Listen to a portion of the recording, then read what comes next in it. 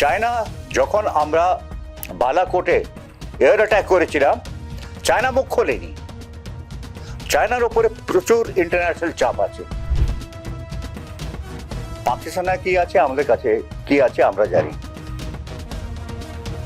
আমাদের স্যাটেলাইটস, পাকিস্তানের পুরো মিলিটারি আর নিউক্লিয়ার স্যাটেলাইটসের ওপরে 24 ঘন্টা সার্ভেলেন্স আছে।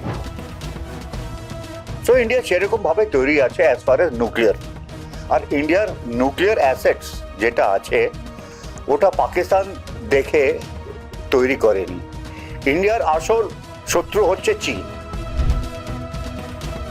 72 ঘন্টার মধ্যে আমরা পাকিস্তানকে হারাপ্পা মহেঞ্জোদারো 3500 BC, মানে আজ থেকে 6000 বছর আগেকার অবস্থায় 2 দিন কিংবা 3 দিনের মধ্যে নিয়ে যেতে পারি।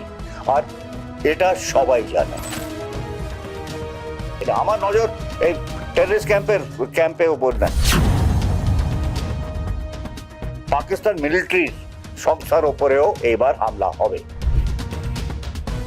ভারত পাক সংঘর্ষ পরিস্থিতি বারে বারে, সীমান্তে পাক সেনারা বারে বারে আর্টিলারি ফায়ার করছে, পাল্টা জবাব দিচ্ছে ভারত।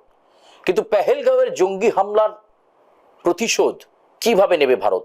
সেনাকে ইতিমধ্যে পূর্ণ স্বাধীনতা দিয়েছেন প্রধানমন্ত্রী নরেন্দ্র মোদী। ঠিক কোন জায়গায় পরিস্থিতি, অঙ্কটা ঠিক আমরা বোঝার চেষ্টা করব। কোন পথে ভারতীয় সেনাবাহিনী প্রতিশোধ নেবে? আমাদের সঙ্গে রয়েছেন ব্রিগেডিয়ার প্রবীর সান্যাল, তার সঙ্গে কথা বলবো।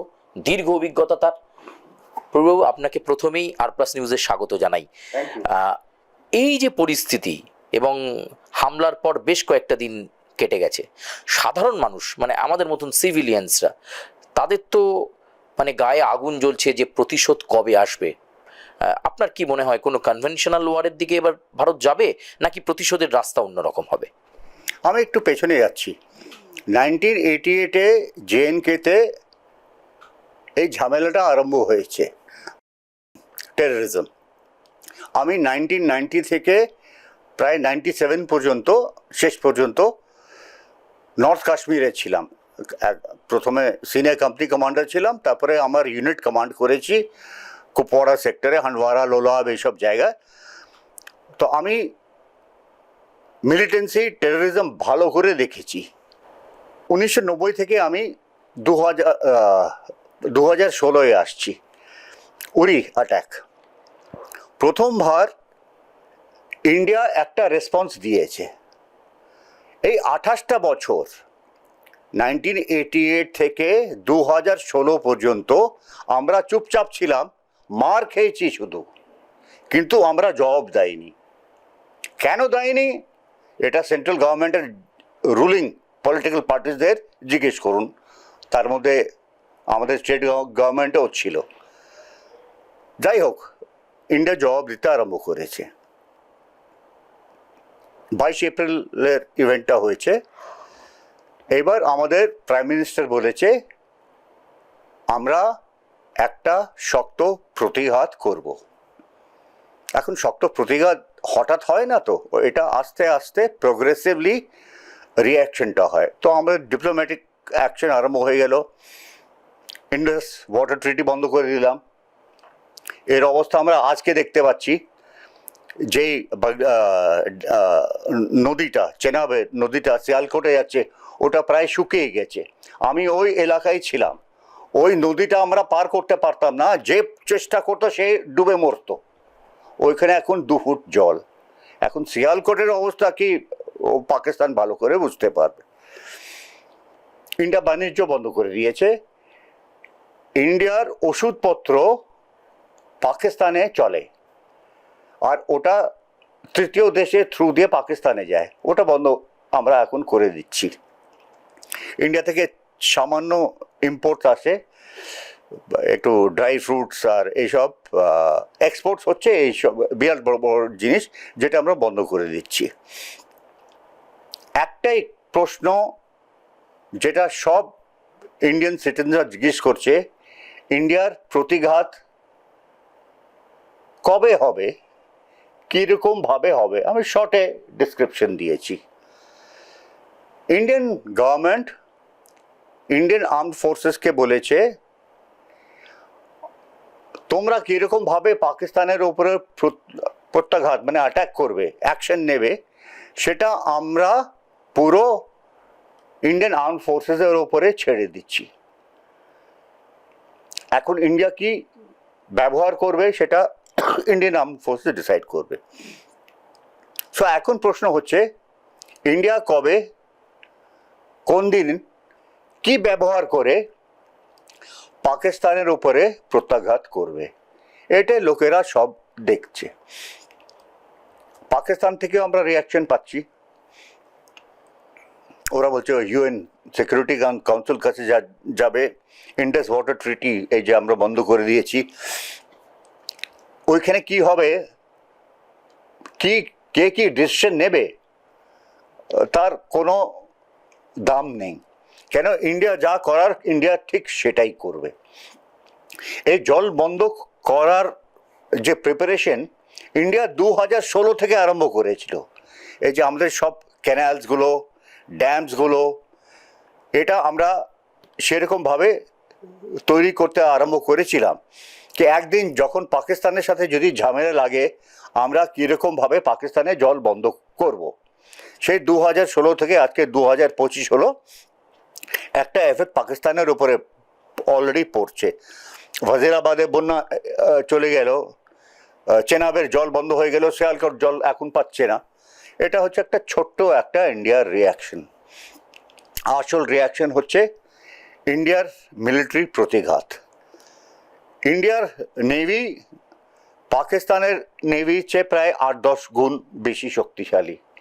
ইন্ডিয়ার এয়ারফোর্স, ইন্ডিয়ান আর্মি পাকিস্তানের আর্মি অ্যান্ড এয়ারফোর্স থেকে 3-4 গুণ বেশি শক্তিশালী। ইন্ডিয়া পাকিস্তান একটা নিউক্লিয়ার ভয় দেখাবার চেষ্টা করেছিল, ওরা কার্গিল যুদ্ধ সেটা ব্যবহার করেছিল। ইন্ডিয়া কোনো রিয়াক্ট করেনি, ইন্ডিয়া নিজের মতন কার্গিল যুদ্ধটা লড়ে গিয়েছিল সীমিতভাবে, আর তারপরে আমরা ওদের ওইখান থেকে তাড়িয়ে দিয়েছি। এইবার অবস্থাটা একেবারে বদলেই গেছে। পাকিস্তানের বোঝা হচ্ছে পাকিস্তানকে সাপোর্ট কে করে, টার্কি করছে, নর্থ কোরিয়া করছে, চায়না চুপচাপ আছে। চায়না যখন আমরা বালাকোটে এয়ার অ্যাটাক করেছিলাম চায়না মুখ খোলেনি। চায়নার ওপরে প্রচুর ইন্টারন্যাশনাল চাপ আছে, চায়না ইন্ডিয়াকে ঘাটবে না। তো এখন প্রশ্ন হচ্ছে পাকিস্তান নিজেকে কীরকমভাবে সুরক্ষিত করবে। ওরা বলেছে ওরা নিউক্লিয়ার ওয়েপনের জন্য রেডি আছে। পাকিস্তানে কি আছে, আমাদের কাছে কি আছে আমরা জানি। আমাদের স্যাটেলাইটস, পাকিস্তানের পুরো মিলিটারি আর নিউক্লিয়ার স্যাটেলাইটসের ওপরে 24 ঘন্টা সার্ভেলেন্স আছে। ওদের নিউক্লিয়ার অ্যাক্টিভিটি যদি আরম্ভ হয়ে যায় ইন্ডিয়া একটা প্রোঅ্যাক্টিভ অ্যাকশন নিতে পারে। আর ইন্ডিয়া বলে দিয়েছে যে যদি সন্দেহ হয় আমাদের ওপরে একটা কেউ নিউক্লিয়ার প্রতিঘাত করবে কিংবা ব্যবহার করবে, আমরা প্রিএমটিভ মানে আগে অ্যাকশন আমরা নিতে পারি। সো ইন্ডিয়া সেরকমভাবে তৈরি আছে অ্যাজ ফার এজ নিউক্লিয়ার। আর ইন্ডিয়ার নিউক্লিয়ার অ্যাসেটস যেটা আছে ওটা পাকিস্তান দেখে তৈরি করেনি। ইন্ডিয়ার আসল শত্রু হচ্ছে চীন। চীনকে কীরকমভাবে কন্টেস্ট করতে হবে। সো ইন্ডিয়ার যে নিউক্লিয়ার পাওয়ারটা সেরকমভাবে তৈরি করা হয়েছে, মডিফাই করা হয়েছে। ইন্ডিয়ার মিসাইল সিস্টেমসও সেরকমভাবে আমরা তৈরি করেছি। পাকিস্তানের কোনো দাম নেই। ইন্ডিয়ার এমন ক্ষমতা 48 ঘন্টা কিংবা 72 ঘন্টার মধ্যে পাকিস্তানকে, এখন 2025 চলছে, এই 48-72 ঘন্টার মধ্যে আমরা পাকিস্তানকে হারাপ্পা মহেঞ্জোদারো 3500 BC মানে আজ থেকে 6000 বছর আগেকার অবস্থায় 2 দিন কিংবা 3 দিনের মধ্যে নিয়ে যেতে পারি। আর এটা সবাই জানে, কিন্তু পাকিস্তানের অবস্থা খারাপ। ওরা অনেক কিছু বলবে, ওরা অনেক ফরেন দেশের কাছেও গেছে যে কিছু করো যেন ইন্ডিয়া আমাদের উপরে অ্যাটাক না করে। Indian prime minister, defence minister clearly বলে দিয়েছে যেটা করবে ইন্ডিয়ান আর্মড ফোর্সেস করবে। কবে করবে, কিরকম ভাবে করবে, কতটা করবে, কোন দিন আর সময় করবে, এটা পুরো ইন্ডিয়ান আর্মড ফোর্সেস ডিসাইড করবে আর সেরকম ভাবে অ্যাকশন নেবে। এখন আমাদের একটু অপেক্ষা করতে হবে। আপনার কাছে আর একটা প্রশ্ন, এই যে প্রত্যাঘাতের প্রশ্ন যখন তৈরি হলো, বারবার বিশেষজ্ঞরা, বিশ্লেষকরা বারবার যে কথা বলতে চাইছেন যে আগে আইএসআই হেডকোয়ার্টারটাকে হিট করো, জঙ্গিরা যেখানে সশস্ত্র হয়, আর্মড হয়, সেই আইএসআই হেডকোয়ার্টার হিট করা, পাকিস্তানের ভেতরে সরাসরি ঢুকে গিয়ে আক্রমণ করা। 48 ঘন্টা আগেও প্রধানমন্ত্রী বলেছেন সন্ত্রাসের বিরুদ্ধে লড়াই জারি থাকবে, সীমান্তের ওপারে গিয়ে সন্ত্রাসের বিরুদ্ধে, সীমান্তের ওপার মানে পাকিস্তানে গিয়ে সন্ত্রাসের বিরুদ্ধে লড়াই হবে। আইএসআই হেডকোয়ার্টার হিট করা কি ভারতীয় সেনাবাহিনীর পক্ষে সম্ভবপর হবে এবং সেফলি সেটাকে হিট করে আবার বেরিয়ে আসা? আপনি ঠিক কোয়েশ্চেন জিজ্ঞেস করেছেন। 2016 আর 2019-এ আমরা পাকিস্তানের টেররিস্টদের এলাকায় ওপরে আমরা হামলা করেছি, অন্য জায়গায় করিনি। পাকিস্তান টেররিস্টকে কে বাঁচিয়ে রেখেছে? পাকিস্তান আর্মি। যতক্ষণ আমরা পাকিস্তান আর্মির ওপরে অ্যাটাক করব না, এই টেররিজম বন্ধ হবে না। এটা আমাদের ভালো করে বুঝে নেওয়া উচিত।